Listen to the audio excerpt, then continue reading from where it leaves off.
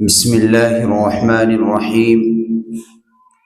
الحمد لله رب العالمين، والصلاة والسلام على سيد الأنبياء والمرسلين وعلى آله وصحبه ومن تبعهم بإحسان إلى يوم الدين. أما بعد، أعوذ بالله من الشيطان الرجيم.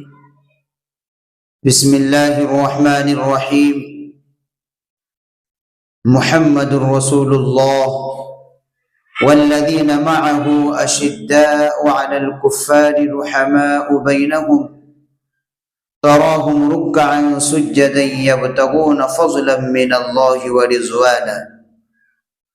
صدق الله العلي العظيم وصدق رسوله النبي الكريم. قال النبي صلى الله عليه وسلم: أعز الإسلام بأحب الرجلين هذين إليك وأبي جهل وأبي عمر بن خطاب.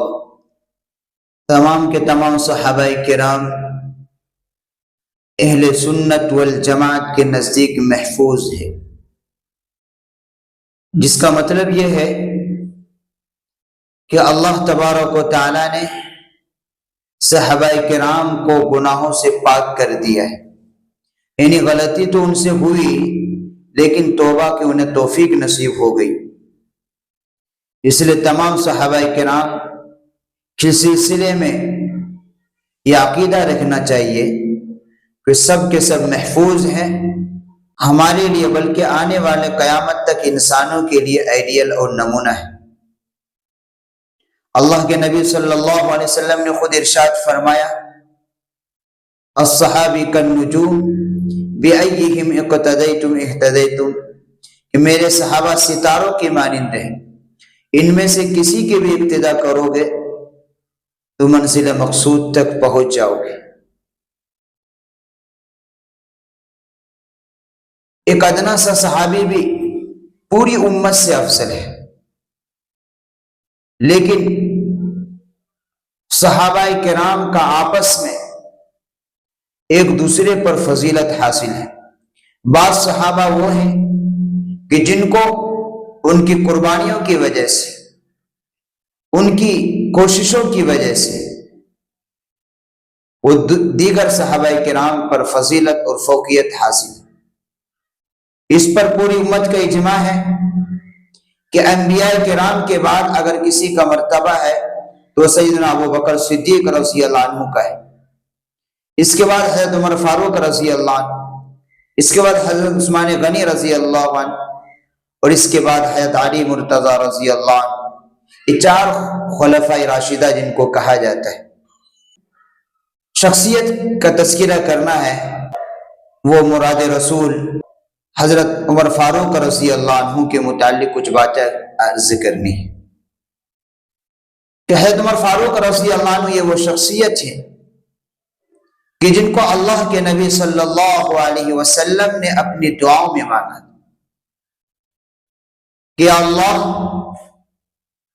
کہ اگر اسلام کی بلندی چاہتے ہیں تو عمر اور ابو جہل ان دونوں میں سے جو تجھے زیادہ پسند ہو اسے اسلام کی دولت عطا فرما کر اس کے ذریعے سے اسلام کو عزت اور بلندی عطا فرما. اس سے ہم اندازہ لگائیں کہ اس شخصیت کا مقام کیا ہوگا جس کے ذریعے سے اسلام کی بلندی اور اسلام کی ترقی ہوئی. حضرت عبداللہ بن مسعود رضی اللہ عنہ ارشاد فرماتے ہیں کہ حضرت عمر رضی اللہ عنہ کا اسلام لانا یہ مسلمانوں کی فتح تھی، ان کی ہجرت مسلمانوں کی نصرت تھی، اور ان کی خلافت مسلمانوں کے لیے رحمت تھی. اور یہ حقیقت پر مبنی ہے کہ غالباً یہ 40ویں یا 41ویں نمبر پر مسلمان ہوئے. اس سے قبل مسلمان چھپ کر اللہ کی عبادتیں کرتے تھے. ایک صحابی تھے ارقم رضی اللہ عنہ کے گھر پر تعلیم و تربیت کا سلسلہ جاری، صحابہ کرام وہاں جو اس وقت مسلمان ہوئے تھے وہاں جمع ہو جاتے اور اللہ کے نبی صلی اللہ علیہ وسلم وہیں ان کی تعلیم و تربیت فرماتے تھے۔ لیکن جب حضرت عمر فاروق رضی اللہ عنہ اسلام کے اندر داخل ہو گئے ہیں تو علی الاعلان مکہ کے اندر حرم میں آ کر نماز ادا کی گئی ہے۔ اسلام لانے کا واقعہ بارہا آپ نے سنا ہوگا کہ ایک مرتبہ جب قریش ایک جگہ جس کو دار الندوہ کہتے وہاں جمع ہوئے اور یہ مشورہ ہو رہا تھا کہ کون نعوذ باللہ محمد صلی اللہ علیہ وسلم کو قتل کرے گا، تو اس میں حضرت عمر، اس مجلس میں حضرت عمر فاروق رضی اللہ عنہ بھی تھے، یہ کھڑے ہوئے اور انہوں نے کہا کہ میں قتل کروں گا۔ تو اس کا جو سردار تھا ابو جہل، اس نے کہا کہ بے شک تم یہ کام کر سکتے ہو۔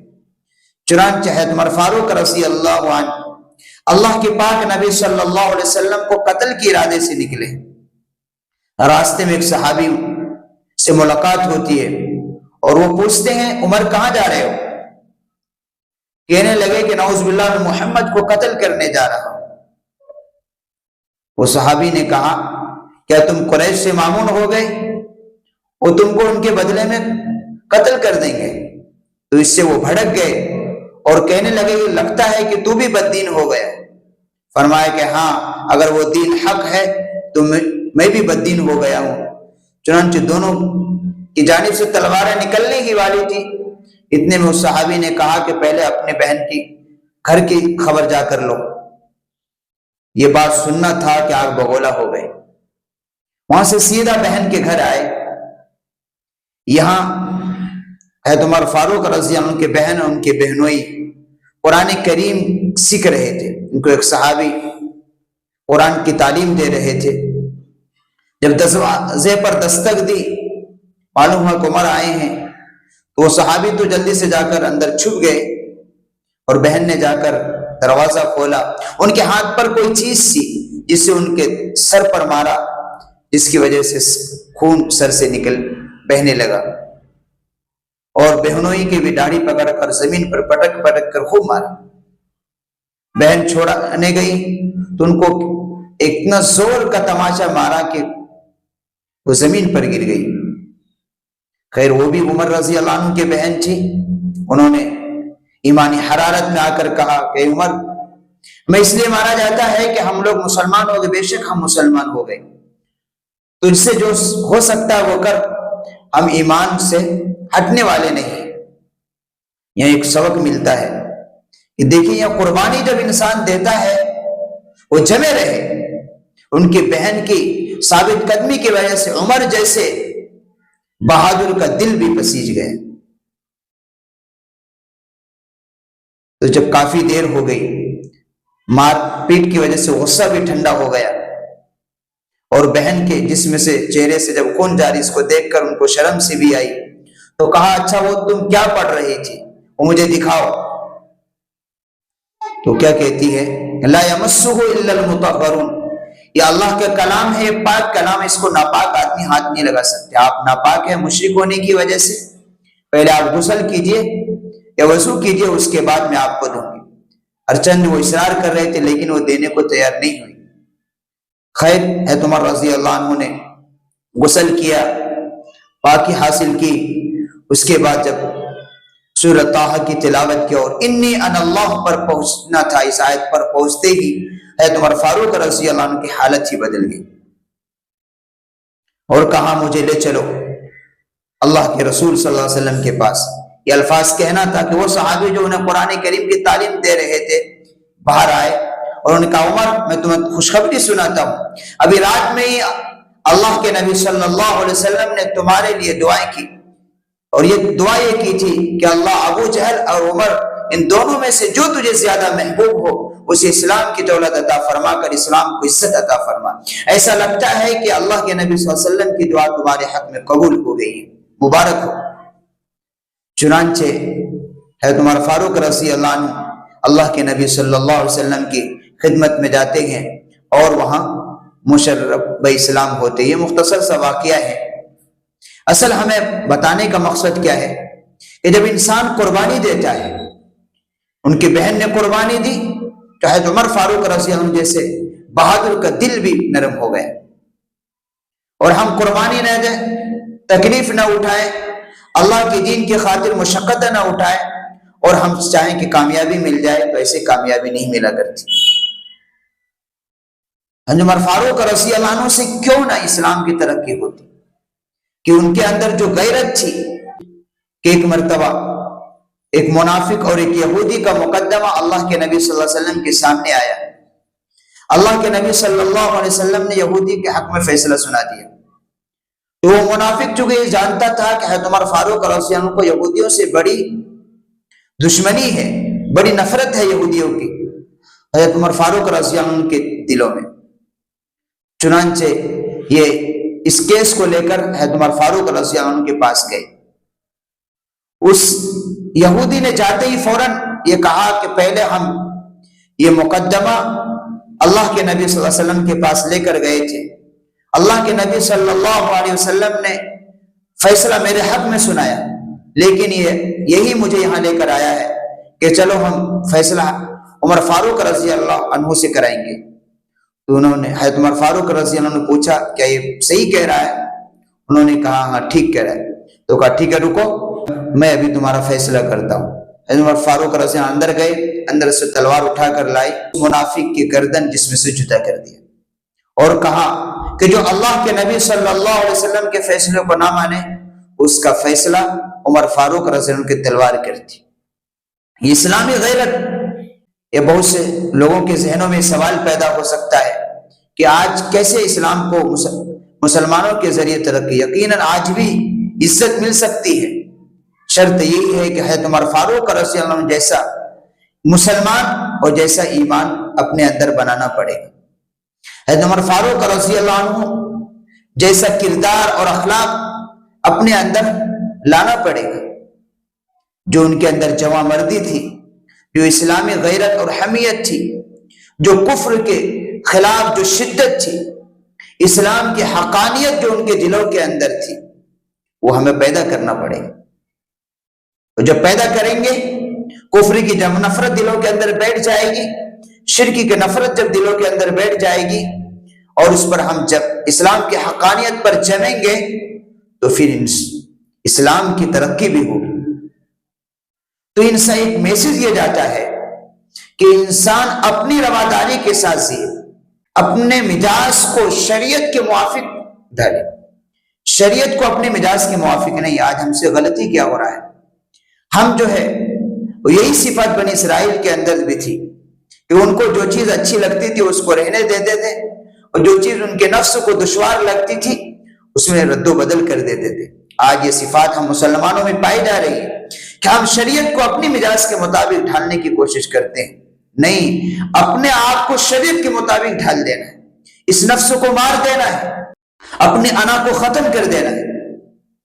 جب انسان اپنی مزاج کو شریعت، تو حضرت عمر فاروق رضی اللہ عنہ کی مزاج میں اسلامی غیرت، اسلامی حمیت کٹ کٹ کر بھری تھی، اسلام کے خلاف ایک لفظ بھی سننے کا گوارا نہیں کر سکتے تھے، ان کی اسلامی غیرت حمیت برداشت نہیں کر سکتی تھی۔ اس منافق کو صرف اللہ کے نبی صلی اللہ علیہ وسلم کا فیصلہ اسے منظور نہیں ہوا تو گردن جدا کر دیا۔ اس موقع پر یہودی بھاگتا ہوا آیا اللہ کے نبی صلی اللہ علیہ وسلم کے پاس کہ عمر نے کسی مسلمان کا قتل کر دے۔ فرمایا یہ نہیں ہو سکتا کہ عمر یہ حرکت کر ہی نہیں سکتا۔ تو اللہ تبارک و تعالیٰ نے شان میں قرآن پاک کی آیت نازل فرما دی، فلا وربک لا یؤمنون حتی یحکموک فیما بینہم، کہ جو اللہ کے رسول صلی اللہ علیہ وسلم کے فیصلے کو نہ مانے وہ مسلمان ہو ہی نہیں سکتا۔ تو عمر نے کسی مسلمان کا قتل نہیں کیا ہے، بلکہ وہ تو منافق تھے۔ حضرت عمر فاروق رضی اللہ عنہ کے کارنامے کتابوں کے اندر بھرے پڑے ہیں، ہمیں ان کی سیرت کو پڑھنا چاہیے، اور ان سیرتوں کو پڑھ کر ان سے جو سبق ملتے ہیں ہم اس کو اپنانا چاہیے۔ حضرت عمر فاروق رضی اللہ عنہ کے زمانے میں ان کے عہد میں جو عدل و انصاف تھا، آج تک دنیا اس کی قائل ہے۔ اپنے تو ہیں غیر بھی، بلکہ ہمارے ملک کا مہاتما گاندھی ان کے عدل و انصاف کا قائل تھا، اور وہ خود ان کے الفاظ ہیں کہ اگر حکومت کرنی ہو تو عمر فاروق رضی اللہ عنہ جیسی کرو۔ صحابی جو عمر فاروق رضی اللہ عنہ کے خلاف مقدمہ دائر کرتا ہے، واقعہ تفصیل ہے، مختصر یہ ہے کہ امیر المؤمنین ہونے کے باوجود ایک مجرموں کی طرح آتے ہیں اور وہاں بیٹھتے ہیں جہاں ایک مجرم لوگ بیٹھتے ہیں۔ سبحان اللہ۔ کسی نے شاہ عطا اللہ بخاری رحمۃ اللہ علیہ سے پوچھا کہ حضرت علی اور حضرت عمر فاروق رضی اللہ عنہ میں کیا فرق ہے؟ فرمایا کہ حضرت علی رضی اللہ عنہ تو مرید رسول ہے اور حضرت عمر فاروق رضی اللہ عنہ مراد رسول ہے۔ مرید اور مراد میں جو فرق ہے وہی حضرت علی رضی اللہ عنہ اور حضرت عمر فاروق رضی اللہ عنہ فرق، کہ حضرت علی رضی اللہ عنہ بھی عشر مبشرہ میں ہیں، چوتھے خلیفہ ہیں اسلام کے۔ حضرت عمر فاروق رضی اللہ عنہ وہ شخصیت ہیں جن کے متعلق فرمایا اللہ کے نبی صلی اللہ علیہ وسلم کے ارشاد ہے کہ جس گلی سے عمر فاروق گزرتا ہے، جس بازار میں عمر فاروق جاتا ہے، وہ راستہ شیطان چھوڑ دیتا ہے۔ ان کے اندر جو رعب تھا، جو اسلام کی حقانیت تھی، وہ ہمیں اپنے اندر پیدا کرنے کی ضرورت ہے۔ اللہ سے دعا ہے کہ اللہ تبارک و تعالی وہ اوصاف و کردار، وہ اسلام کی حمیت، کفر کے مقابلے میں ڈٹنے کا جو ان کے اندر بہادری تھی، جو صلاحیت تھی، وہ ہمارے اندر بھی پیدا فرمائے۔ ہم اپنی ہمت کے مطابق کوشش تو کرنے۔ ہم لوگ صحابہ کرام کا خوب تذکرہ کرتے ہیں، بعض لوگ تو کہتے ہیں، لیکن صرف تذکرہ کرنے سے کام نہیں چلتا۔ ان کے اندر جو اوصاف و کمالات تھے اس کو ہم حاصل کرنے کی تو کوشش کریں، اور ہم کامیابی کے خواب دیکھیں۔ خواب دیکھنا اچھی بات ہے، لیکن ہم اپنے اوصاف، اپنے کردار اور اپنی اخلاق کو ایسا نہ بنائیں جیسا صحابہ کرام کا تھا۔ تو پھر وہ ایک کہاوت ہے کہ خیال است محال است جنون است، یہ پاگل پن ہے، یہ خیال ہے جو کہی جا رہا ہے۔ یہ کوئی عقل مندی نہیں ہے کہ انسان خواب تو دیکھ رہا ہے لیکن اعمال جیسا نہیں کرتا۔ نہیں، اعمال کرنے پڑیں گے، اپنے اخلاق کو، کردار کو سنوارنا پڑے گا۔ ہمیں اللہ کے نبی صلی اللہ علیہ وسلم کی سیرت کو فالو کرنے پڑیں گے، صحابہ کرام کے نقش قدم پر چلنا پڑے گا، پھر کامیابی ملتی ہے۔ 1.25 لاکھ مربع میل پر حکومت کرنے والا بادشاہ تواضع کس درجے کا ہے۔ ایک مرتبہ ایک صحابی آئے اور کہا کہ مجھے انصاف دلاؤ، میرا حق ہے فنا پر، مجھے حق دلاؤ۔ تو ان کے ایک درے مار دیے، فرما کہ جس وقت میں اس کام کے لیے بیٹھتا ہوں اس وقت آتے نہیں، اور جب میں دوسرے کام میں مشغول ہو گیا ہوں تو اب آ رہے ہو، کہہ رہے ہو میرا حق دلاؤ۔ تھوڑی دیر کے بعد متنبہ ہوئے اور اپنے نفس کو مخاطب کر کے فرمائے، عمر تو ایک ذلیل تھا، اللہ نے تجھے عزت عطا فرمائی، یہاں تک کہ مسلمانوں کا بادشاہ بنایا، اور ایک آدمی آتا ہے اور وہ کہتا ہے کہ مجھے حق دلاؤ، مجھے انصاف دلاؤ، تو اس کو درے مارتا ہے۔ کل قیامت میں اللہ کو کیا جواب دے گا؟ چنانچہ خادم کو بھیجا، اس آدمی کو بلا لاؤ، ان کو بلایا اور وہ آئے، ان کے ہاتھ میں درہ دیا، کہا کہ تم بدلہ لے لو۔ اس آدمی نے کہا، صحابی نے، کہ میں نے آپ کو معاف کر دیا۔ یہ ان کا تواضع۔ ایسے بے شمار ان کے واقعات ہیں، کتابوں میں بھرے پڑے۔ ایک مرتبہ ممبر پر چڑھے ہیں، 22 لاکھ مربع میل کا بادشاہ، کہتے آپ کے قمیص پر، کرتے پر 17 پیون لگے ہوئے تھے۔ ایک مرتبہ جمعے کی نماز میں آنے میں تاخیر ہو گئی، کسی صحابی نے پوچھا کہ آج آپ تاخیر ہو گئی؟ فرمایا کہ میرے پاس ایک ہی کرتا تھا، میں نے اس کو دھو کر، گندا ہو گیا تھا، میں نے اسے دھو کر سوکھنے کے لیے دیا تو سوکھنے میں اس کو لیٹ ہو گئی، جس کی وجہ سے مجھے جمعے کی نماز کے لیے آنے میں تاخیر ہوئی۔ اللہ اکبر۔ آج کوئی ایسا بادشاہ ہے کہ جس کے پاس آج کچھ ثروت آ جاتی ہے تو ان کا کیا کہنا، اس کا اسٹیٹس ہی بدل جاتا ہے، یہاں تک اس کا لینگویج، اور وہ تو چھوٹے غریب آدمی کے پاس وہ آدمی بیٹھنا بھی گوارا نہیں کرتا۔ 22 لاکھ مربع میل کا یہ بادشاہ جب سوتا ہے تو اپنے سر کے نیچے ایک اینٹ رکھ کر سو جاتا ہے۔ سبحان اللہ، کیا کہ یہ وہ اوصاف ہے ان کے جن کو آج ہر ایک کو اپنانے کی ضرورت ہے۔ اور واقعتاً اگر عدل و انصاف دنیا کے اندر امن اگر قائم ہو سکتی ہے تو سیدنا عمر فاروق رضی اللہ عنہ کے کہ بنائے ہوئے عدل و انصاف کا جو نظام ہے اس نظام کے تحت ہی ہو سکتا ہے۔ حکومت کہتے ہیں ہواؤں پر بھی تھی۔ ایک مرتبہ حضرت عمر فاروق رضی اللہ عنہ خطبہ دے رہے تھے اور اچانک آپ نے کہا یا ساری الجبل، ایک کچھ تقریباً 100 افراد کے آدمی یا 300 ایک جنگ کے لیے گئے ہوئے تھے، اور جب وہ لوگ وہاں سے فتح ہو کر واپس آئے تو انہوں نے خود یہ واقعہ سنایا کہ ہم بالکل شکست کے قریب تھے، اور اچانک ہمیں آواز آئی حضرت عمر فاروق رضی اللہ عنہ کے کہ پہاڑ کی طرف دیکھو، پہاڑ کے پیچھے سے حملہ کرو۔ چنانچہ ہم نے یہ طریقہ اختیار کیا تو اللہ تبارک و تعالیٰ نے ہمیں فتح عطا فرمائی۔ تو آپ مدینے میں ہیں اور وہ جگہ ہے کہ کشف کے ذریعے عمر فاروق رضی اللہ عنہ کو معلوم ہو گیا کہ دشمن جو ہے وہاں سے حملہ کر رہی، جس کی وجہ سے مسلمان پریشان ہیں۔ تو جب جگہ بدلی اور پیچھے سے حملہ کیا تو فتح ملی۔ یہاں تک کہ کہتے کہ آپ کی حکومت تو پانی پر بھی تھی۔ واقعہ آپ نے سنا ہوگا کہ دریا نیل کے متعلق بات مشہور تھی کہ اس میں ایک نوجوان لڑکی کو قربان دینا پڑتا ہے، تب جا کر وہ دریا چلتی ہے، پانی آتا ہے۔